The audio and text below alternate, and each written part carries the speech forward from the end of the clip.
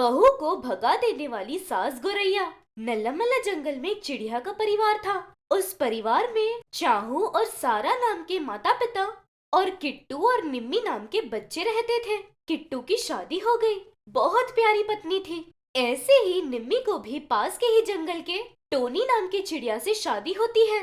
Tony का परिवार बहुत ही अमीर परिवार होने के कारण उसके माता पिता उसे बहुत लाड़ प्यार से रखना, जरूरत से ज्यादा पैसे देने पर वो काम धंधे न करते हुए ऐसे ही खाली बैठा था। एक दिन सो रहे अपने पति के पास जाकर निम्मी ऐसे कहती है, ए जी, ऐसे कितने देर तक सोएंगे आप? अभी वैसे भी उठ के क्या करना है निम्मी, ऑफिस का काम पापा देख ही लेंगे। तुम और माँ घर का देख ही लोगी। काम वाले और ड्राइवर अपना अपना काम देख ही लेंगे। वैसे भी मुझसे क्या काम है। ऐसे कहने पर पति को कुछ न कह पाकर कमरे से बाहर आ जाती है। वहाँ सासू माँ निम्मी से ऐसे कहती है, अरे बहू, शादी को इतने साल हुए, अब तक पति को बदले बिना ऐसे ही रखोगी तो कौन करेगा बेटा। ऐसे सीधे अपने बेटे को बोले बिना बहू से कहती है। सास की वो बात सुनकर निम्मी उदास होकर चली जाती है। दूसरी तरफ निम्मी के मायके में उसके भैया किट्टू बहुत ही मेहनती थे। जंगल में सब्जियों की दुकान रखकर बहुत पैसे कमाकर अपनी पत्नी और माता पिता को अच्छे से देखा करता। एक दिन माँ सारा और किट्टू से ऐसे कहती है, अरे बेटा किट्टू, हमेशा ही व्यापार करोगे क्या? जरा बहू को लेकर बाहर घूम कर आ सकते हो ना? ऐसे कहती है। उतने में बहू आकर ऐसे कहती है, बाहर जाने में क्या रखा है, अभी जिम्मेदारियाँ ज्यादा जरूरी है। दोनों एक दूसरे को अच्छे से मिले हो। अरे माँ, हमारा सब्जियों का व्यापार तो सीजन के हिसाब से चलता है ना। अभी इस सीजन में बिना आराम किए काम करेंगे तो जब सीजन नहीं होगा तब आराम से जा सकते हैं ना। क्या कहती हो धर्मपत्नी जी? हाँ सच है जी। ऐसे निम्मी के मायके में बहुत ही खुशी से अपना दिन गुजार रहे थे वे। एक दिन निम्मी और टोनी अचानक से घर आते हैं। तब उन्हें देखकर सारा ऐसे कहती है, निम्मी, दामाद जी, अचानक से सरप्राइज। ऐसे कहती है, लेकिन निम्मी उदास होकर अंदर जाती है। तब आश्चर्य होकर सारा अपने दामाद टोनी से ऐसे कहती है, क्या हुआ दामाद जी, निम्मी क्यों ऐसे चली गई? बहुत देर तक जर्नी करके थक गए हैं सासू माँ। बेड कहाँ है, आराम करना है। ऐसे कहता है आलसी टोनी। निम्मी मायके आई है इस बात की खुशी सबको थी, लेकिन मायके आने की खुशी निम्मी में नहीं थी। वो देखकर किट्टू ऐसे पूछता है, निम्मी, क्या हुआ? क्यों ऐसे उदास है तू? तुम्हारे ससुराल में कोई झगड़ा हुआ है क्या? उस पर निम्मी रोते हुए ऐसे कहती है, नहीं भैया, सासू माँ ने घर से भगा दिया हमें। भगा दिया? क्यों?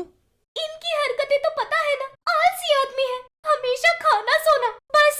बचपन से ही वे लोगों ने इन्हें जिम्मेदारियों का एहसास नहीं दिलाया। शादी होकर इतने साल हुए, अभी भी पति को नहीं बदलोगी कहकर हर दिन ताना दिया करती थी सासू माँ। आखिरकार खाने और रहने के लिए मिल रहा है ना, इसलिए तुम लोग ऐसे हो। अब तुम लोग चले जाओ कहकर हमें भगा दिया। ऐसे अपने मन की सारी उदासी अपने भाई से कहकर रोती है वो। किट्टू ने भी कुछ नहीं कहा। ऐसी आई हुई बहन को और दामाद को बहुत ही लाड़ प्यार से देख रहे थे। एक दिन टीवी पर गेम खेल रहे टोनी में बदलाव लाने की ऐसी कोशिश करता है वो। जीजा जी, मैं दुकान पर जा रहा था, अब भी आओगे क्या? ऐसे ही जाकर आते हैं। ऐसे बोलते ही टोनी जगह से हिले बिना आलस से ऐसे जवाब देता है, अभी बाहर पॉल्यूशन में क्यों यार? मुझे थोड़ा प्रॉब्लम है, मैं घर में ही आराम करता हूँ, आप जाकर आइए। ऐसे कहता है। इस तरह किट्टू अपने जीजा जी में बदलाव लाने की कितनी भी कोशिश करता, आलस की वजह से बैठकर खाने की आदत लगने वाले टोनी को कोई फर्क न पड़कर बदलाव नहीं आता। दूसरी तरफ इतना कुछ होने के बावजूद, माँ बाप के ढकेलने के बावजूद टोनी में कोई बदलाव नहीं आया और उसके मायके में रह रहा है, इस बात पर उदास होती है। ऐसे दिन गुजरते हैं। एक दिन किट्टू का एक्सीडेंट होने की वजह से वो मर जाता है और उस दिन से निम्मी के घर की सारी खुशियाँ चली जाती हैं। महीना भरने के बावजूद वो परिवार खुश नहीं होता। दूसरी तरफ इतना कुछ होने के बावजूद टोनी में कोई बदलाव नहीं आता। धीरे धीरे परिवार, ऐसे समय में एक दिन निम्मी अपने भाई का सब्जी का व्यापार वो करेगी ये निर्णय लेती है। वो देखकर पिता ऐसे पूछते हैं, तू क्यों बेटा तकलीफ उठा रही है? मैं हूं ना, मैं देख लूंगा। वो मेहनत नहीं करेंगे, मैं मेहनत नहीं करूंगा, दोनों खाने के लिए बैठकर, रहने के लिए हमारे पास जायदाद नहीं ना। जब भैया थे तब हिम्मत थी, अब डर लग रहा है। ऐसे निम्मी जाकर सब्जियां बेच कर आती। इसी तरह उस घर में सभी लोग सुबह काम पर जाकर शाम को लौट कर आते, सिर्फ टोनी को छोड़कर। ऐसे दिन गुजरते गुजरते अकेले घर में आलस के साथ बैठे टोनी में गिल्ट शुरू होता है। ऐसे सोचता है, मेरी पत्नी का भाई जिंदा होता तो अपनी बहन को रानी की तरह देखता, एक भी काम करने नहीं देते। कभी भी मैंने अपनी पत्नी को ऐसे महारानी की तरह रखने के बारे में सोचा ही नहीं। ऐसे में अभी निम्मी जाकर सब्जी बेच रही है। कैसे आलसियों की तरह मैं घर में पड़ा हुआ हूँ, तब भी मुझे एक बात ना कहकर कैसे अभिमान से मुझे देख रही है, वो निम्मी को देखकर ही। ऐसे सोचता है। उस दिन से उसमें बदलाव आ गया। अपनी पत्नी निम्मी के साथ मिलकर सब्जियां बेचना शुरू करता है। धीरे धीरे निम्मी को काम पर आने मना करके वही सब्जियां बेचता है। वो देखकर निम्मी अपनी माँ से ऐसे कहती है, माँ, तुम्हारे दामाद में कितना बदलाव आ गया देखा।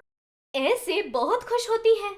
दूसरी तरफ टोनी के माता पिता उसमें आए बदलाव को लेकर यहाँ वहाँ से सुनकर ऐसे कहते हैं, गलती कर दिया, हमारे बेटे को अच्छा और बुरा सिखाने की जिम्मेदारी हमारी थी। वो छोड़कर उसे लाड प्यार से बड़ा किया, आखिर में अपनी बहू को भी भला बुरा बोलकर घर से निकाल दिया।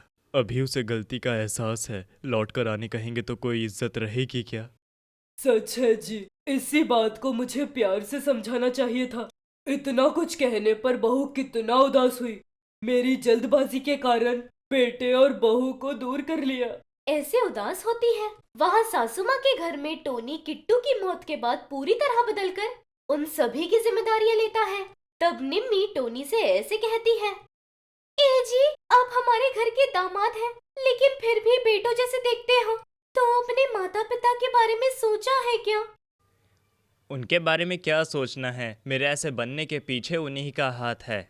वैसे भी मेरी माँ ने तुम्हें कितना कुछ कहा है, ये मैं नहीं समझ रहा क्या? इसलिए ये होना ही चाहिए। गलत है, माता पिता उदास हो ये कभी नहीं सोचना चाहिए। ठीक है, मान लेते हैं आप सही हो, उन्होंने ही आपको सही गलत नहीं बताया, तो फिर यहाँ किसके बताने पर आपको अपनी जिम्मेदारियों का एहसास हुआ? जिम्मेदारियाँ किसी के बताने से नहीं आती जी, वो अपने अंदर खुद से आना चाहिए। आप में वो अभी आया है, इसलिए हम अपने घर चलते हैं, यही व्यापार वहाँ करेंगे। ज्यादा देर यहाँ रहेंगे तो लोग बातें बनाएंगे। ऐसे बोलकर कन्विंस करने पर टोनी वहाँ अपने माता पिता की जिम्मेदारी यहाँ सास ससुर की जिम्मेदारी लेकर जिम्मेदार बनकर अपने घर वालों को खुशी से देखता है।